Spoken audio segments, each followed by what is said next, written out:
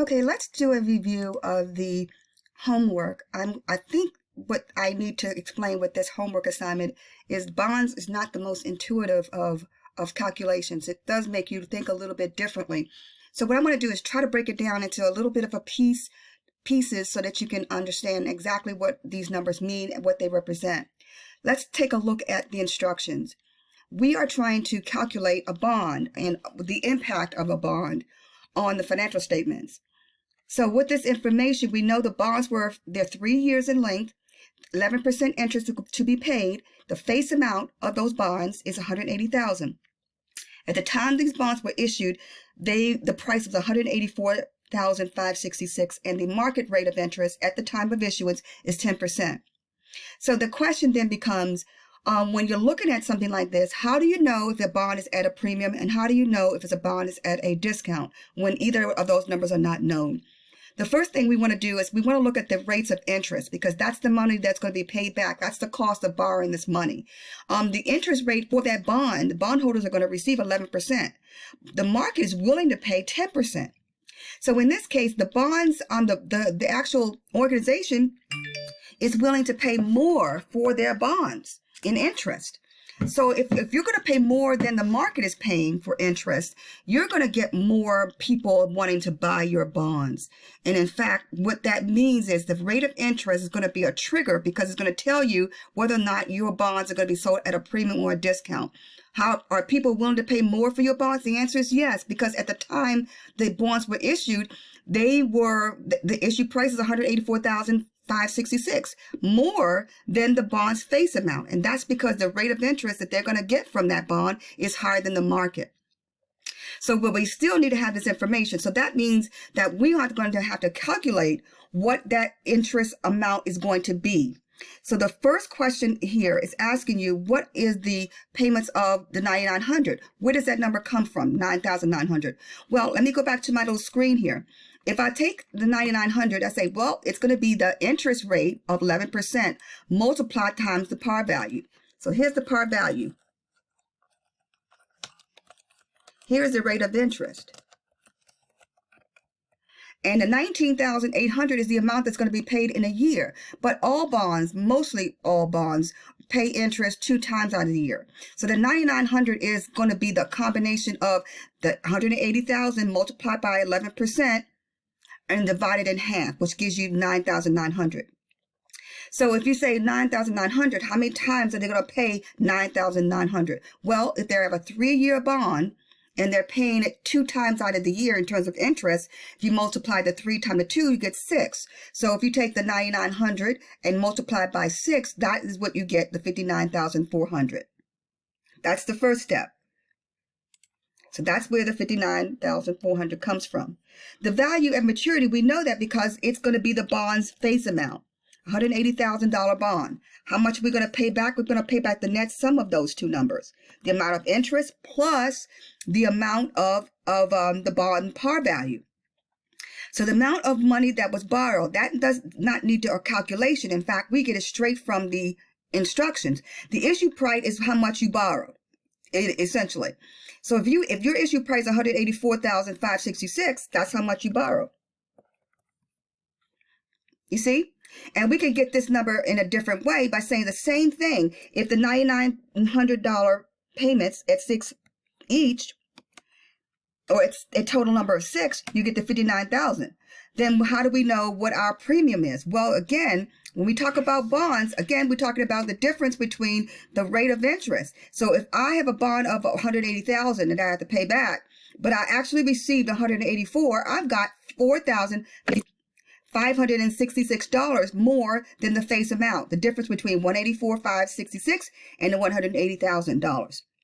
That difference is my premium, because my premium says to me that the face value is lower than the amount that we issued it at. We issued it, they actually paid more than the face amount of that bond by $4,566. So in my instructions here, I'm going to put my 4,566 in there, because now I know that I have received a premium for my bonds, and I'm going to take the difference between my interest over the term of that bond and subtract my premium. The opposite would be true, however, if there was a bond discount, the numbers would be added. But for this example, we're going to subtract.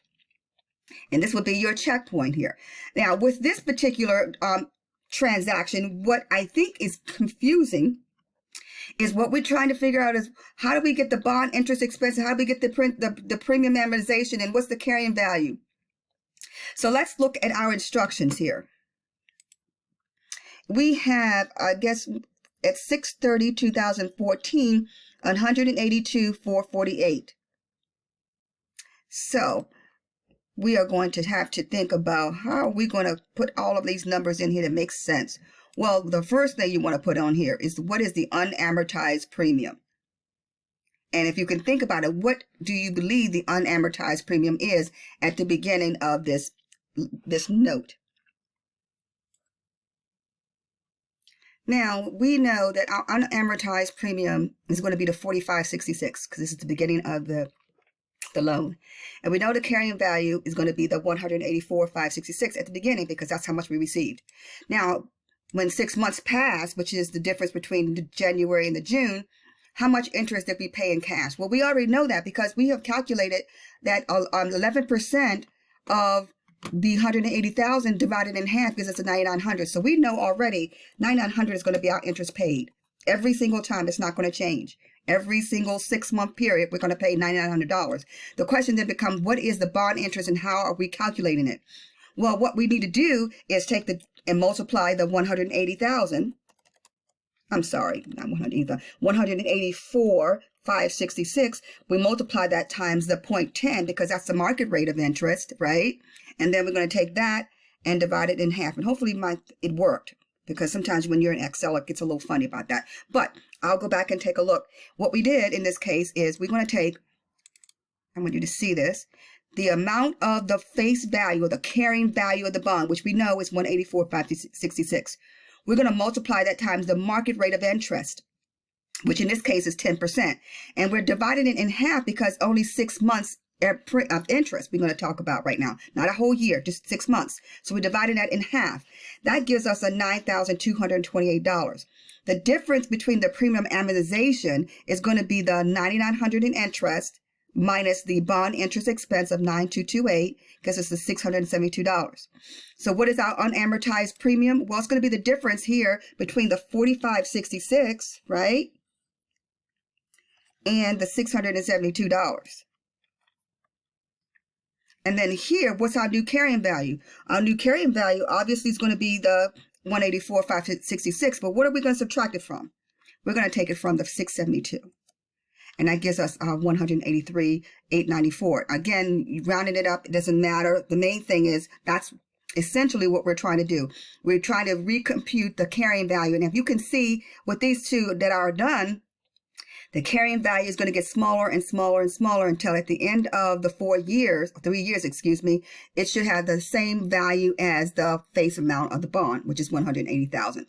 I hope it does explain how these numbers are derived and what they mean. The most important thing when you're dealing with bonds is there are times when you're not going to know based on the instruction given whether or not a bond is at face value or at a premium or a discount.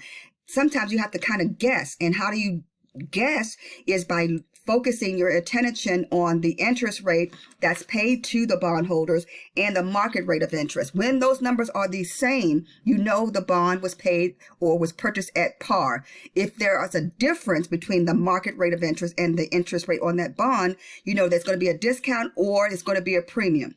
If the market rate of interest is higher than what you're willing to pay, they're not going to want to pay as much. In which case you'll get less, and that would be a bond discount. But if your rate of interest that you're going to pay to your bondholders is higher than what the market's going to pay, they're going to want to buy that bond because they're going to get a higher return, in which case they'll pay more. In that case, then you will get a higher amount at the time of issuance, which in this case is $184,566. I hope this explains bonds a little bit better, and if you have any questions, please reach out.